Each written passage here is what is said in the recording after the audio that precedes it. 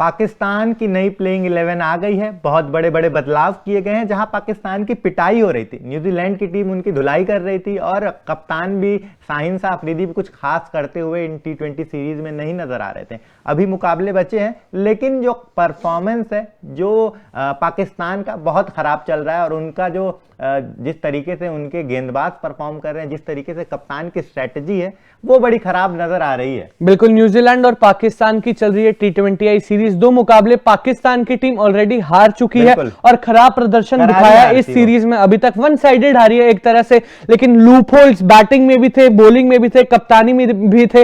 लेकिन अब जो प्लेइंग 11 आई है, वन साइडेड चेंजेस करे हैं यहाँ पे, मतलब एक तरफा चेंजेस करे। अगर आपको चेंजेस करने थे तो जहां जहां गलती कर रहे थे वहां चेंजेस करते, लेकिन मेन चेंजेस जो करे हैं वो वहां पे बॉलिंग में करे गए और बहुत बड़े कुछ चेंजेस। और कहीं ना कहीं कुछ एक खिलाड़ी तो मैं जिसको डिफेंड करने वाला हूं, जो बहुत अच्छा कर रहा था, उन्होंने डेरिल मिचेल की विकेट ली थी, जो कि बहुत बड़ी विकेट है, वो बहुत बड़े खिलाड़ी है, उन्होंने पहले मैच में दिखाया भी था। उस खिलाड़ी को भी इन्होंने निकाल दिया। अगर नजरें डालते हैं एक बारी पाकिस्तान की प्लेइंग 11 पर, तो आपको बताएंगे क्या क्या चेंजेस हुए। मोहम्मद रिजवान वहां पे वाइस कैप्टन है, सैम अयूब है, बाबर आजम है, फकर जमान है, इफ्तिकार अहमद है, आजम खान विकेट कीपर है। यहां तक सब सेम ही नजर आता है। अब मोहम्मद नवाज आ जाते हैं, शाहीन शाह अफरीदी वहां पे ऑलरेडी थे, मोहम्मद वसीम जूनियर आ जाते हैं, हारिस रऊफ वहीं पे थे, जमान खान की एंट्री हो जाती है, अमीर जमाल, उसामा मीर, अब्बास अफरीदी, इन तीनों को ही निकाल दिया गया है टीम से और बाकी उनके जगह लिया है यहाँ पे मोहम्मद नवाज ने, मोहम्मद वसीम जूनियर ने, जमान खान ने। अगर मोहम्मद वसीम जूनियर को आपका मौका देना था तो आप पहले ही दे देते, क्योंकि वर्ल्ड कप में बाद में जब एंट्री हुई थी इनकी तो इन्होंने बहुत अच्छी बॉलिंग करके दिखाई थी। अगर मौका देना था तो प्रायोरिटी पे रखते इनको पहले से ही। लेकिन ओसामा मीर, चलिए पहला मैच खराब था, लेकिन दूसरा मैच ओसामा मीर का एक कमबैक मैच था, फिर भी बेटर बॉलिंग करी थी एटलीस्ट, लेकिन आपने ओसामा मीर को निकाल दिया। अब्बास अफरीदी जिनकी मैं बात कर रहा था, डेरिल मिचेल की विकेट, जो कि बहुत बड़ी विकेट है मेरे लिए और पाकिस्तान की टीम के लिए भी होगी, क्योंकि डेरिल मिचेल ने इतनी पिटाई करी थी पहले मैच में, तो वो है बहुत बड़े बैट्समैन और ऐसे में उनकी विकेट जिस खिलाड़ी ने ली अब्बास अफरीदी, उनको आपने निकाल लिया। चलिए अमीर जमाल को आपने चेंज कर लिया, कोई दिक्कत नहीं है, क्योंकि ऑलराउंडर के तौर पर आए थे, कुछ खासा प्रदर्शन नहीं दिखा पाए। आमिर जमाल को हटाना कहीं ना कहीं सही था।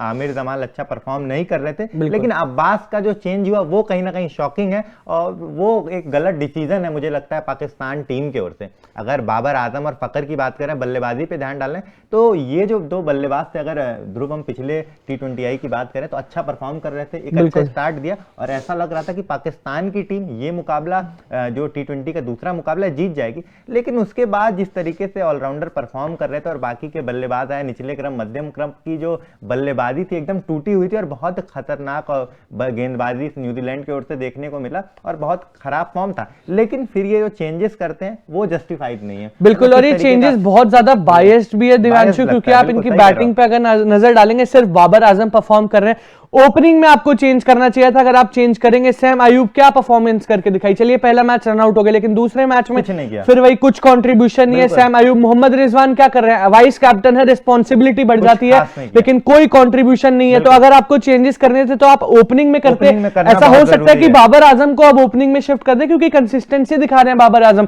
2 हाफ सेंचुरी लगातार मार चुके हैं। जो सवाल खड़ा कर रहे थे उन सबको जवाब बाबर आजम वहां पे दे चुके हैं, लेकिन सैम अयूब अभी भी मौजूद है।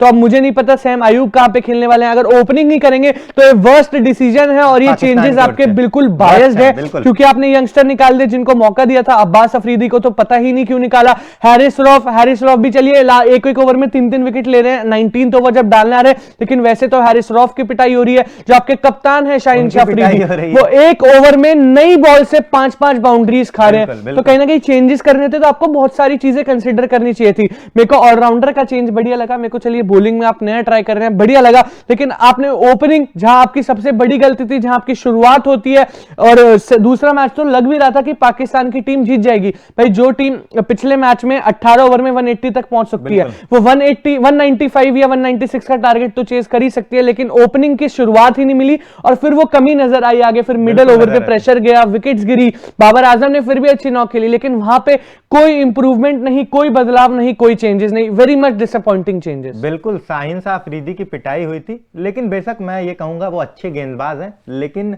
ध्रुव मुझे वो एक अच्छे कप्तान नहीं नजर आ रहे हैं। कप्तानी जो उनकी है बिल्कुल अच्छी नहीं लगी और जिस तरीके से वो उनकी पिछली बार कप्तान, जब उनको कप्तानी मिला उसके साथ वो गेंदबाजी कर रहे हैं तो उनका फॉर्म भी नजर नहीं आ रहा है। तो मुझे लगता है उनके ऊपर दोहरा प्रेशर है, इसलिए वो गेंदबाजी में निखर कर नहीं सामने आ रहे हैं। बिल्कुल, ये थी पाकिस्तान की नई प्लेइंग 11। बाकी आपका जो भी ओपिनियन है आप कमेंट सेक्शन में बता सकते हैं। तब तक के लिए देखते रहिए तूफान स्पोर्ट्स। लाइक शेयर सब्सक्राइब तूफान स्पोर्ट्स।